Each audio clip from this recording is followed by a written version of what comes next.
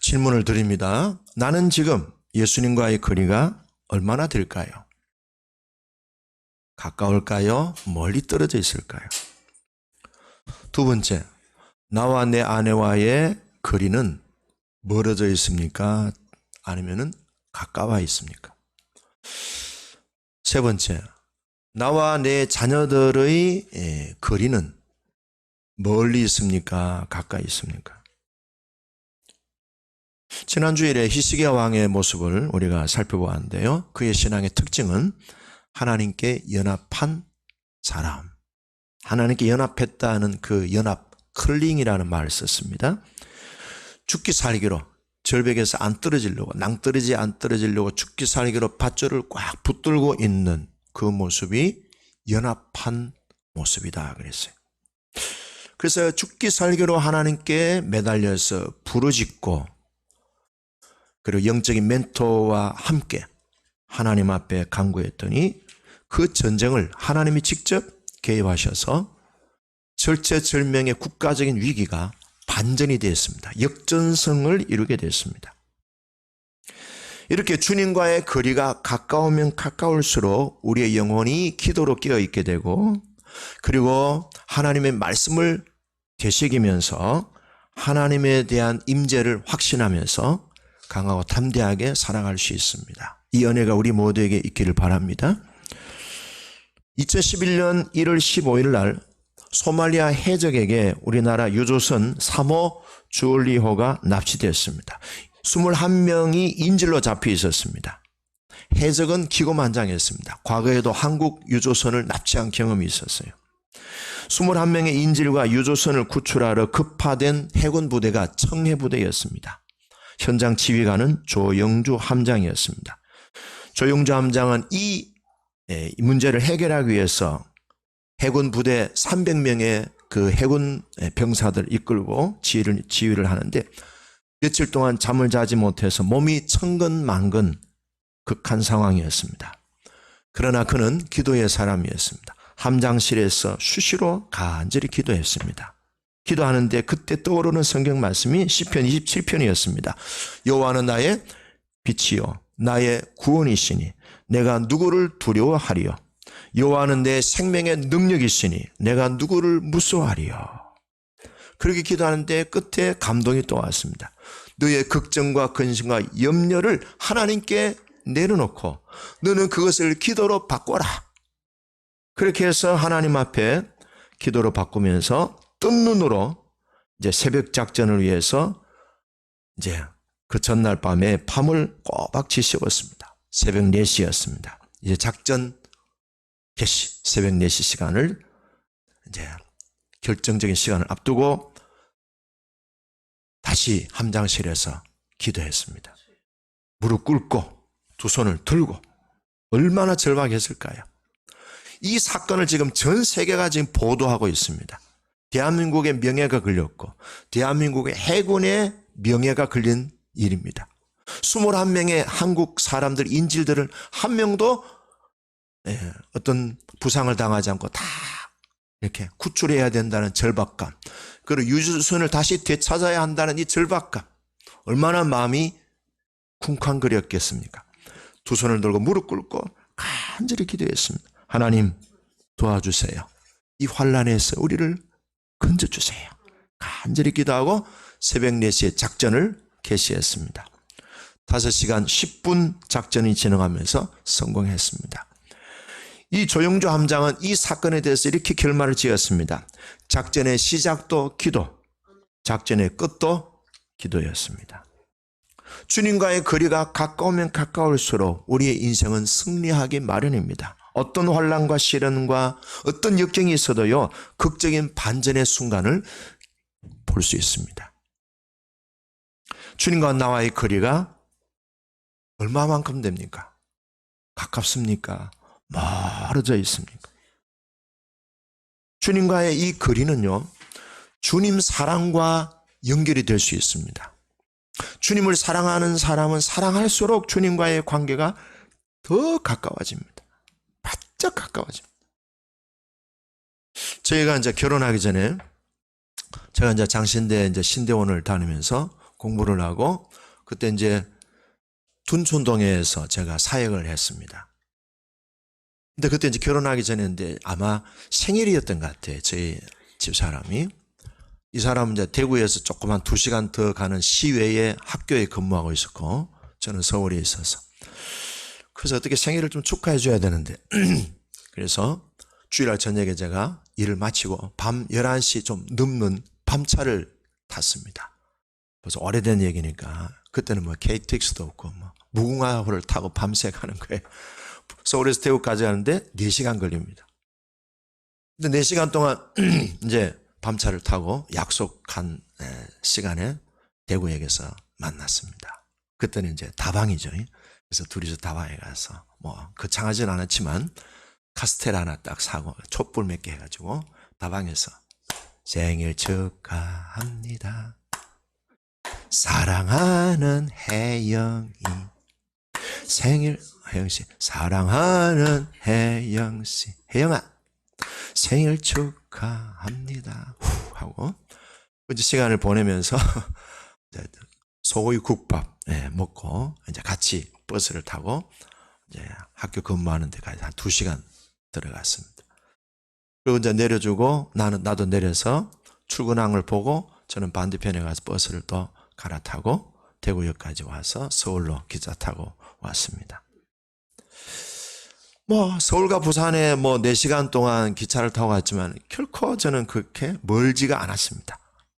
지척에 있는 것 같은 느낌이었습니다. 근데 이제 결혼하고 한 17년 차 정도 되니까 사랑이 식으니까 멀리 느껴졌습니다. 둘이서 싸우다가 등 돌리고 자니까 손만 뻗치면 아내가 만져질 수 있는 가까운 거리지만 마음이 멀어지니까 둘이서 만나려면 지구 한 바퀴를 돌아야 되는 그런 먼 거리를 느껴졌습니다. 가깝지만 그렇게 느껴졌습니다. 자, 우리 부모님과 자녀들의 거리는 얼마나 가까울까요? 부모님과 자녀들의 거리 멀리 떨어져 있습니까? 말라기 4장 5절에 보면은 아비의 마음이 자녀에게로 자녀의 마음이 아비에게로 돌이키지 않으면은 이 땅에 저주가 임할까 하노라. 부모와 자녀 간의 정서적인 거리가 멀면 멀어질수록 우리 자녀들은요 고아 의식을 갖고 삽니다. 고아 의식. 최근에 어떤 우리 교회 집사님이 딸이 다 컸어요. 근데 딸이 이제 회사에 취직을 해서 출근을 하는데 이때까지는 집에서 아침밥을 먹어본 적이 없는 것 같아. 근데 엄마가 이 딸한테 아침밥을 해주는 거예요. 근데 딸이 엄마 이거 이벤트야? 오늘만 하고 내일 안 해주는 거야? 그래 너 밥 먹고 싶어? 나 엄마 밥 해주는 거 밥 먹고 출근하니까 너무 행복해. 좋아. 그럼 내가 밥 해줄게. 그래서 다 큰 딸이지만 엄마가 이 딸을 위해서 밥을 해줬습니다. 근데 딸이 마음이 굉장히 행복해 했어요. 보너스로 회사에 태워줄까? 응. 그러면 더 좋지. 그래서 회사에 태워주고. 그 얘기를 제가 하더라고요. 저한테 하더라고요. 그래서 제가 칭찬을 해드렸어요. 나이가 들어도 어린 시절에 엄마 아버지로부터 정서적인 지원, 어떤 어머니 아버지로부터 수용받고 돌봄을 받는 그런 결핍이 나이가 들어도 채워질 수 있다면 좋은 거예요. 잘하셨다고. 저도 우리 아이들이 저도 이제 내가 아버지 노릇을 참 잘해야 되겠다 이런 생각을 하고 아이들한테 굉장히 집중을 했습니다. 한 번은 이제 큰아이하고 어떻게 그날은 큰아이하고 제하고 하루 종일 같이 있었어요. 그때 잠실에서 목회할 때인데요. 같이 점심도 먹고 또 중간에 차도 마시고 또 텔레비전도 보고 같이 또 저녁도 먹고 또 같이 차도 마시고 하는데요. 큰아이가 그날 밤에 그러더라고. 아빠, 나 오늘 너무 행복해. 왜? 아빠하고 이렇게 하루 종일 있었다는 게 너무 행복하다는 거야. 항상 아빠는 교회의 목사님이야. 항상 양보했었어. 근데 오늘은 아빠와 자기야. 그날 어떻게 둘이서 하루 종일 같이 있었어. 아빠 나 오늘 너무 좋아. 아빠가 일 안 하고 집에서 쉬는 모습이 너무 보기 좋다는 거예요. 그 나이에 눈에 비친 아빠는 항상 바쁘고 피곤한 아빠. 근데 그날 하루 종일 같이 점심도 먹고 저녁도 먹고 하는 거 너무 좋다는 거예요. 그래, 앞으로 자주 이런 시간 가지자 그랬어요. 한 번은 이제 대신방 기간이었어요. 대신방 기간에서 새벽 기도를 하면서 제가 오늘 신방하는 가정을 위해서 주님 말씀 주시고 그 가정에 복 주시고 은혜 주세요 하고 기도하는데 딱 마음에 스치는 생각이, 너는 왜 네 애들한테는 신방 안 하냐? 그러시더라고. 주님, 우리 애들한테도 신방하는 겁니까? 그렇지. 얼마나 우리 너희 교회 정말 충성된 가족 아니냐? 네? 너의 그 지겨운 설교를 수십 년 들었고 있지 않느냐? 얼마나 확고부동한 성도냐? 다른 교회도 안 가고 신방해라. 예, 알겠습니다. 그 딱 생각나는 아들한테 신방해야 되겠다. 그래서 아들한테 전화를 했습니다. 아들, 오늘 신방 갈 터인데 몇 시에 수업 마치냐? 그랬더니 아빠, 내한테 무슨 신방을 와? 오늘 그런 감동이 왔어. 신방 갈 테니까 몇 시에 마치니? 5시. 오케이, 기다려. 정문에서 만나자. 그래서 제가 이제 아들을 만나기 위해서 그날 스케줄 마치고 5시에, 그때 장신대 다니고 있었으니까 정문에 갔습니다. 5시 만났습니다. 뭐 먹고 싶니? 하니까 뭐 대학생들이 뭐 먹고 싶겠어요? 짜장면 꽃배기. 좋아, 가자. 그래서 식당에 가서 짜장면 꽃배기하고 또 뭐 시킬게요? 예, 탕수육도 중짜 시키자. 중짜. 마음대로 시켜라. 그냥. 나는 이제 밥을 시키고 짜장면 시키고 또 탕수육 시키고 맛있게 먹었습니다. 그리고 이제 제가 말씀을 줘야 되잖아요. 설교를 길게 해야 돼요? 짧게 해야 돼요? 짧게 해야 돼요. 성경 구절 읽기만 했어요. 이 말씀이 너에게 복이 되길 바란다. 그리고 제가 아들한테 봉투를 하나 줬어요. 신방을 받아주셔서 감사합니다. 감사한금을 주렸어요. 아빠, 이거 뭐야? 오늘 신방 받아줘서 고맙다. 감사한금이다 니한테. 그래? 봉투를 5만 원이나 들었네. 아빠 자주 오면 안 돼? 그래, 자주 가도록 할게. 그리고 이제 아들을 같이 밥 먹고 차에 태워서 집으로 오면서 또 둘이서 커피도 한잔 마시고 그랬습니다. 부모와 자녀 간에 정서적인 거리가 생기지 않도록 해야 돼요. 우리 아이들이 고아의식을 갖지 않도록. 자녀들과 항상 격이 없는 대화. 예, 격이 없는 대화. 그리고 아이들이 무슨 얘기든지 아버지한테 할 수 있는, 무슨 얘기든지 엄마한테 할 수 있는, 심지어는 죄를 지어서도 그 죄에 대한 고통을 아버지나 어머니한테 얘기할 때 이놈아! 율법적으로 정죄하고 판단하지 않고 그 아들의 문제를 아비의 문제로, 어미의 문제로 수용해주고 품어줄 수 있는 그런 마음, 그런 정서적으로 어떤 틈이 없는, 그래서 이 정서적으로 어떤 주님과 나 사이에 거리가 멀면 멀어지는 그 틈새 속에는 뭐가 옵니까? 어둠이 들어오는 거예요. 마귀가 틈을 타는 거예요. 그러니까 이런 정서적인 거리가 생기지 않도록 우리는 깨어 있어야 됩니다. 부모와 자녀 간에, 배우자와 나 사이에, 주님과 나 사이에 거리감이 멀어지면 멀어질수록 그 공백 속에는 마귀가 틈을 타고 세상 유혹이 우리를 걷잡을 수 없이 우리의 인생을 요동치게 만들 수 있다는 사실입니다. 그래서 가능하면 일주일에 한 번이라도 더 교회 오고, 교회 오면 1분이라도 더 주님과 함께 그런 교제의 시간을 가지면서 그런 어떤 정서적인 영적인 공백이 생기지 않도록 우리가 늘 깨어있기를 주의 이름으로 축복합니다. 자, 오늘 성경의 핵심 포인트는요 58절입니다. 57절 같이 읽어볼까요? 시작. 예수를 잡은 자들이 그를 끌고 대제사장 가야바에게로 가니 거기 서기관과 장로들이 모여있더라. 58절. 베드로가 멀찍이 예수를 따라 곧 같습니다. 베드로가 예수님을 어떻게 따라갔다고요? 멀찍이 따라갔어요. 멀찍이 따라갔어요. 왜 멀찍이 따라갔을까요? 제가 오늘 이 말씀을 얼마 전에 제가 이 말씀을 읽으면서 묵상을 깊이 하다가 오늘 성경 본문으로 이렇게 선택을 했습니다. 베드로가 예수님을 멀찍이 따라간 이유가 뭘까요? 그 전에는 그날입니다. 그날 저녁에는 예수님과 함께 마지막 유월절 만찬을 했습니다. 그날이 유월절 날이었어요. 유월절은 이스라엘 백성들이 출애굽할 때에 장자의 재앙, 장자의 죽음의 재앙이 애굽 전역을 휩쓸 때 유월절 1년 된 1년 된 흠없는 순양을 잡아가지고 그 피를 문에다가 바르면은 그 피를 보고 죽음의 재앙이 넘어가도록 했던 것이 유월절의 언약입니다. 근데 그 이 땅에 유월절의 피를 흘리기 위해서 오신 예수님이 그날과 딱 이렇게 연결이 되는 겁니다. 그러면서 예수님이 유월절 그 어린 양을 이제 예수님의 살과 피로 이제 대체하시는 날이 유월절 날이었습니다. 그때 예수님이 이제 오늘 성경 그 앞자리에 앞 페이지 나옵니다. 오늘 밤 너희들이 다 나를 버리고 다 도망갈 것이다. 그랬더니 베드로가 뭐라 했습니까? 모두 다른 제자들은 주님을 버릴지라도 나는 결코 주님을 버리지 않겠습니다. 나는 절대로 주님을 버리지 않겠습니다. 그때 예수님 뭐라 했어요? 내가 진실로 너에게 이르노니 밤 닭 울기 전에 네가 3번 나를 부인하리라. 그랬더니 베드로가 뭐라 했습니까? 이건 무슨 말씀하십니까? 내가 주님과 함께 주님이 감옥에 가면은 나도 감옥 가고 주님이 죽음의 자리로 간다면 나도 함께 가겠습니다. 그렇게 얘기했습니다. 내가 주와 함께 죽을지언정 주님을 부인하지 않겠습니다. 그랬어요. 자, 이 큰 소리 치는 거 어때요? 큰 소리 치는 것이 우리가 볼 때는 무언가 좀 불안해 보입니다.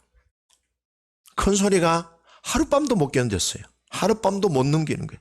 그날 밤에 예수님이 게세마네 동산에서 로마 군병들에게 잡힐 때 제자들과 베드로는 다 그러마 날 살려라 하고 다 도망가 버렸습니다. 이게 뭐예요? 인간의 본성이에요. 본성.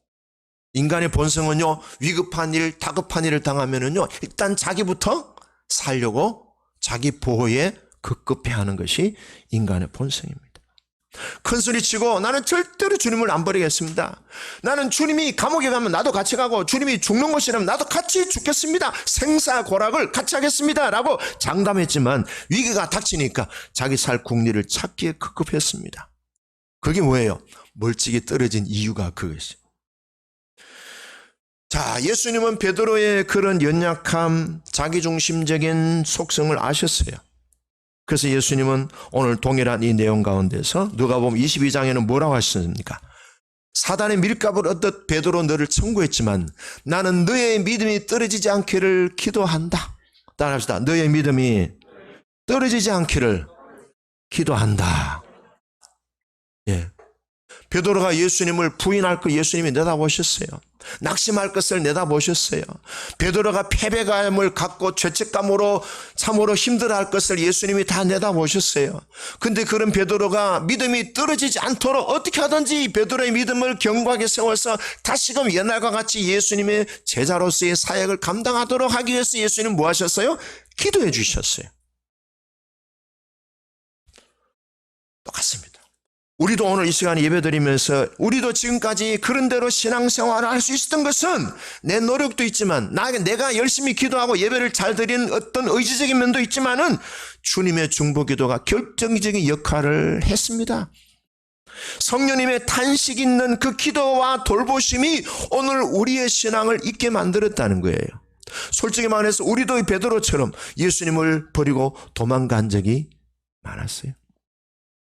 찬송가 290장 바로 그 내용을 찬송가에서 실어놨어요. 아까 우리 불렀던 로마서 8장 26절과 34절에 오면은 성령님의 말할 수 없는 탄식으로 우리를 기도해 주시고 예수님이 하나님 보좌 우편에서 우리를 기도해 주신 그 기도가 지금도 껴있고 살아있고 끊이지 않기 때문에 오늘 우리가 여러 가지 우여곡절 엎치락 뒤치락 미끄러지고 넘어지고 자빠지고 넘어지고 쓰러진 가운데서도 오늘 여기까지 올 수 있었던 것은 주님의 기도예요. 290장 우리가 같이 1절만 불러볼까요?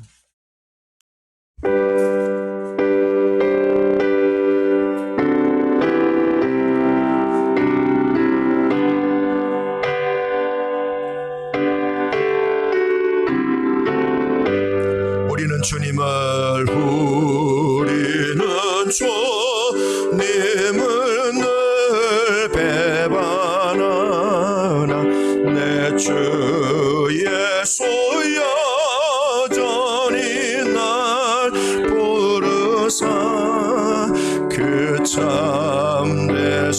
사랑을 베푸시나 내 형제여 주님을 곧 따르 주날 위해 주날 위해 비례 주날 위해 비례 주날 위해 비례 항상 비시네. 그래요. 주님의 중보기도가 오늘 우리를 이렇게 살게 했습니다. 신앙생활할 때 우리는요, 큰 소리치고 장담하고 이거 참 조심해야 될 부분이에요. 인간의 본성, 위급한 일을 당하고 어떤 굉장한 환란이 올 때 인간은 누구나 자기를 보호하려고 하는, 자기를 지키려고 하는 본능적인 그런 욕구가 다 있어요. 본능적인 자기 살 길만 찾으려고 베드로는 예수님을 배반했고요. 예수님을 나중에 보면 3번이나 반복해서 모른다고, 나는 그분을 맹세코 모른다고, 나는 그분을 저주하면서도 나는 그분과 상관없는 사람이라고까지 이렇게 가는 거예요. 그러므로 큰소리치기보다는 자신의 죄성과 연약한 본성을 인정하고 주님의 긍휼하심, 주님의 은혜를 간절히 구할 수 있기를 바라요. 자, 오늘 성경에 다시 한번 58절 베드로가 멀찍이 예수를 따라. 원어 성경에 보면요, 이렇게 나와 있습니다. 원본에 보면요, 가능한 멀리 떨어지는 겁니다. 영어로 보면 as far as 이렇게 나와 있습니다. 가능한 예수님과 멀리 거리를 두는 거예요. 왜? 내가 살려고. 예수님이야 뭐 잡혀가서 십자가에 못 박혀 죽든 말든 상관없이 내가 살기 위한 거리예요. 예수님과 나는 아무 상관없는 그만한 거리를 두는 거예요. 예수님에게 떨어지는 불똥이 나한테 안 떨어지도록 내 자신을 보호할 수 있는 안전지대가 그 거리예요. 예수님의 제자가 나는 아니다. 나는 예수님하고 아무 상관없는 사람이다. 그렇게 마음으로 멀찌감치 예수님과 자신을 격리시키는 거예요. 예수님의 불행, 예수님의 고통, 예수님의 환난, 십자가의 죽으심, 심지어는 예수님의 인격적인 모욕, 죽음을 겪지 않는 그 거리, 베드로는 적당하게 거리를 두는 거예요. 그게 뭐예요? 멀찍이라는, 멀찍이. 예수님이 어떻게 되든 말든 내가 살 수 있는 안전지대를 스스로 자기가 확보하는 거예요. 자, 이 멀찍이를 보면서 제가 많이 묵상을 했습니다. 우리의 신앙생활이 그렇게 자기 안전지대를 확보하려고 하는 모습은 없었는가? 예수 믿는 것이 손해가 되면 언제든지 십자가를 내동댕이 칠 수 있는 마음은 아닌가? 예배 드리는 것이 경제적인 어떤 손해가 된다든지, 예배 드리는 것이 내 인간관계에 어떤 손해가 된다면 기꺼이 예배를 모르는 척 할 수 있는 마음. 진리의 말씀이 내 마음에 있지만 내 편리함, 나의 유익을 위해서는 하나님의 진리인데도 모르는 척 해버리는, 고개를 외면하는 마음들. 이런 모습들이 우리 있지 않을까. 저도 그런 마음이 어떤 때는 들어요. 그래서 제가 스스로 이런 때는요, 교회 청소를 하는 거예요. 청소들과 걸레를 깨끗이 빨아. 걸레 빠른 물에 밥을 말아 먹을 수 있을 정도로 깨끗하게 해가지고 청소하는. 네. 청소하면 마음이 굉장히 편안해져요. 그 앞자리에 앉아서 계속 묵상하고 나한테 부담을 주었던 어떤 성도를 위해서, 어떤 영혼을 위해서 계속 기도하는 거예요. 제 방법이에요. 제 방법. 1950년 6월 25일 날 전쟁이 일어났습니다. 전라남도 신안군에 10월 5일 날 임자도라고 하는 섬이 있어요. 근데 그 임자도에 누가 전도했는가 하면은 문중경 전도사님이 먼저 그 지역에 전도해가지고 이판일이라는 청년에게 전도했는데 이분이 예수님을 영접하게 됐어요. 근데 이분이 예수님 믿고 난 뒤에 온 가족들 14명이 되는 가족들이 다 예수를 믿게 됐어요. 이 가족이 그 교회를 세웠어요. 진리교회라고. 근데 공산당이 들어왔습니다. 10월 5일 날 이 지역에 쑥대밭이 되었습니다. 소위 부르주아라고 일컫는 지식인들, 부자들, 그 다음에 예수 믿는 사람들은 다 모조리 300명 되는 사람들을 다 그냥 어디로 가는 솔밭에 끌고 가서 집단, 거기서 살해를 당했습니다. 죽창으로 찌르고 돌멩이를 던지고 몽둥이로 쳐서 사람들을 총 쏘는 게 아깝다 해가지고 온 그 솔밭이 피 범벅이 되는 그런 살육 현장이 됐습니다. 그런데 이 이판이라는 분이 어머니가 몸이 안 좋아요. 그래서 그 공산당원한테 내 어머니는 그냥 살려주시면 좋겠다. 우리는 다 죽겠다. 그랬더니 안 살려주셔요. 그래서 병든 어머니를 업고 8살 된 딸아이 손을 잡고 그 솔밭에 다 죽으러 가는 거예요. 너무나 기가 막혔어. 이 이판이라는 사람이 그래도 예수님을 아는 사람이라서 주여 저들의 죄를 용서해 주세요.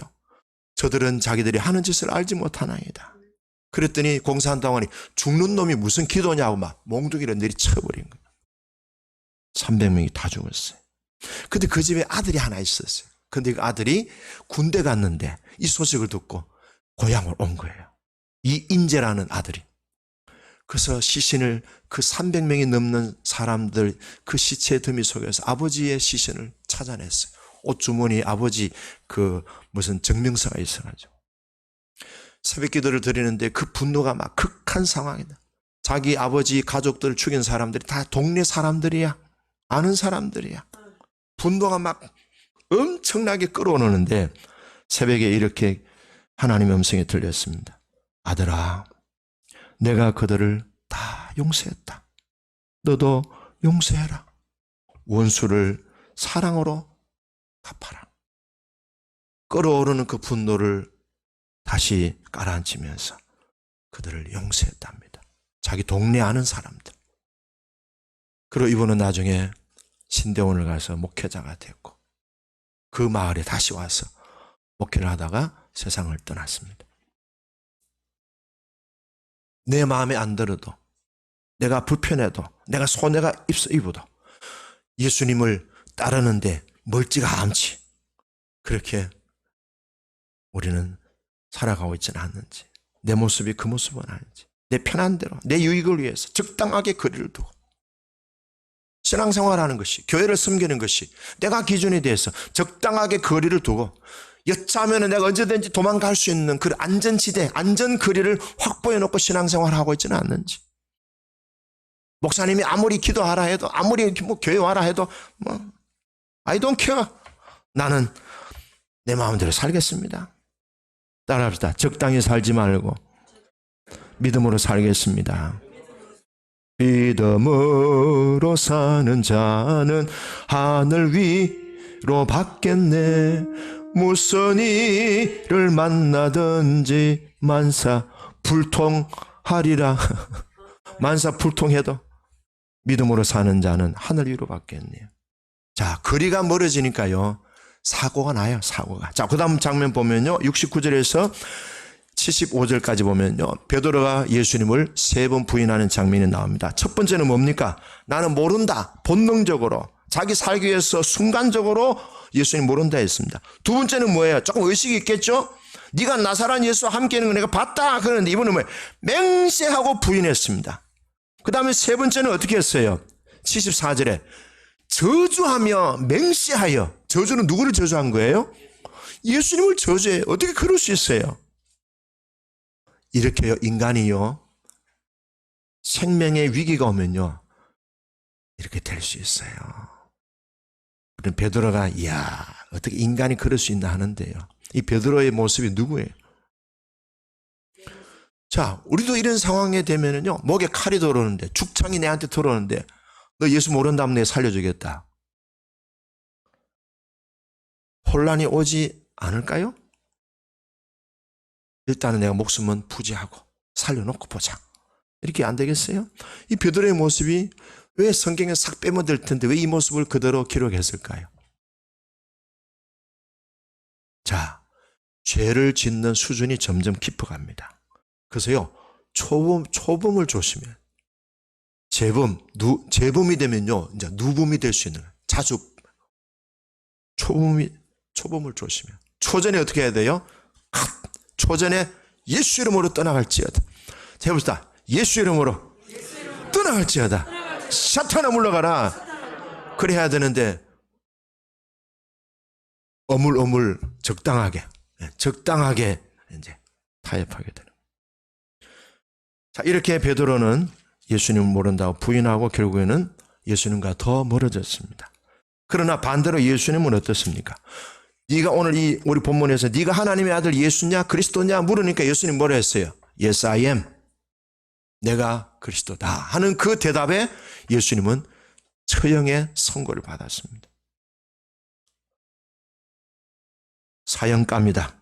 신성 모독이다. 사람들이 예수님의 침을 뱉고 예수님을 때리고 심지어는 종들이 예수님의 뺨따기를 때리고 그런데도 예수님은 끝까지 침묵했습니다. 예수님의 뺨을 때리는데 예수님께서 딱 잡고 이놈 새끼 네 얼굴 똑바로 왔다. 내가 너를 그냥 둘 줄 아느냐. 내가 아무리 십자가에 못 박히지만 네 인생은 내가 결코 내가 잊지 않는다. 그랬어요? 그래서 예수님 맞을 때 얼굴을 들었어야 때리는 사람 얼굴을 봤을까요? 안 봤어요.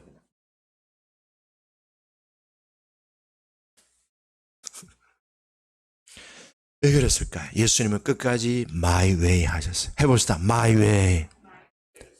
예수님은 하나님의 부르심의 my way. 이사야 53장 4절에서 12절에 나오잖아요.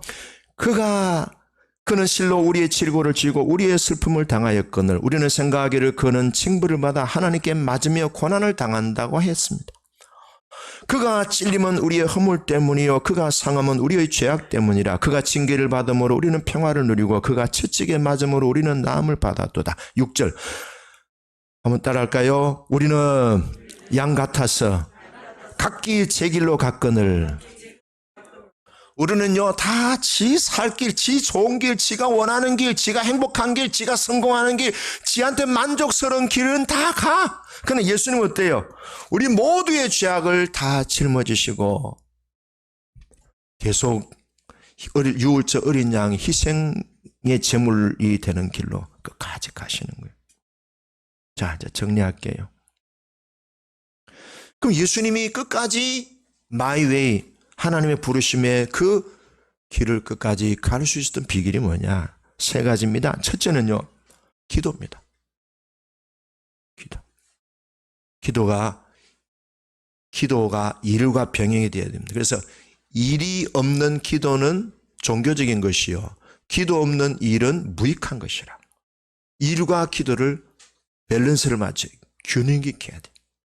평생 동안 일만 열심히 하지 마시고 그 일을 성취하시는 분은 하나님이시죠. 그 일을 해피엔딩 마무리를 잘하게 해주시는 분은 하나님이신 거예요. 일을 할 때 기도하세요. 또 기도하면서 일을 하셔요. 예수님은 기도로 끝까지 부르심을 승리할 수 있을 거예요. 두 번째는요. 예수님의 마음속에는 항상 뭐가 있었는가 하면 너는 내 사랑하는 아들이다. 내가 너를 기뻐한다. 이 메시지가 늘 가슴에 나는 누구예요? 나는 아버지 하나님께 사랑받는 존재다. 나는 아버지 하나님이 보시기에 기뻐하는 존재. 우리도 그런 자기 정체성이 필요합니다. 나는 누구예요? 하나님 아버지께서 십자가를 희생하면서까지 나는 사랑받는 존재다. 내 부모는 나를 버릴설지라도 여호와는 나를 끝까지 책임지시는 그 하나님의 절대적인 사랑. 세 번째는요. 예수님은 성령의 임재 가운데서 늘 머무셨어요. 이화여대 교수인 박은영이라는 분이 계셔요. 이분이 어린 시절에 아버지가 사업이 부도나가지고 집이 경매가 있었어요. 갑자기 그냥 광야로 나왔어요. 이분이 맞이에 사남매 중에 맞이기 때문에 갑자기 소녀 가장이 됐고 그러다가 결핵 3기가 됐어요. 엄청난 이런 시련을 겪었는데 어느 날 꿈을 꿨어요. 꿈을 꿨는데 강이 시커먼 강이 있는데 자기가 그 강을 보면서 너무 떨고 있는 거예요. 그런데 하나님의 음성이 들렸어요. 두려워하지 마라. 그렇게 깊지 않단다. 자기는 강이 너무 시커멓고 너무 깊어 보이니까 두려워 떠는데 딸아 두려워하지 마라. 그리 깊지 않단다. 그래서 그날 아침에 일어나서 성경을 펼치는데 이사야 41장 10절 두려워 말라 내가 너와 함께하리라. 놀라지 말라 나는 네 하나님이 됨이니라. 내가 너를 도와주리라. 나의 의로운 오른손으로 너를 붙들어 주리라. 그래서 이분이요 결국에는 그렇게 열심히 하면서 열심히 했는데 뭔가 안 채워지는 게 있더래요. 자기는 열심히 살면 되는 줄 알았더니 나중에 보니까 그 채워지지 않는 그 공백이 결국에는 하나님의 은혜와 도우심이 있어야 모든 일이 완성이 된다는 것을 결국 깨닫게 되면서 이분은 아버지의 부도, 그 다음에 경매가 나와서 광야로, 그리고 온갖 연단, 병마와 싸우면서 자신의 부족함을 채워준 것이 이사야 41장 10절. 두려움 말라, 내가 너와 함께하며 놀라지 말라, 나는 내 하나님이 됨이니라. 근데 자기 어머니가 돌아가셨을 때 어머니 유품을 정리하는데 그 성경 구절이 기록된 쪽지가 어머니 유품에서 나왔던 거예요. 그래서 이분이 그렇게 고백했습니다. 광야 인생을 지탱하도록 생명력을 부어주면서 내 인생을 버티게 해준 버팀목은 이사야 41장 10절이었습니다. 그렇습니다. 하나님을 가까이 하면은 복이 있습니다. 베드로와 같이 멀찍이 적당하게 신앙생활을 하지 않고 바짝 예수님께 붙어서 주님과 함께 함으로 정말 복이 넘치는 인생, 십자가도 넉넉히 견뎌내고 이기는 승리하는 그리스도의 제자로 살기를 축복합니다. 기도하겠습니다.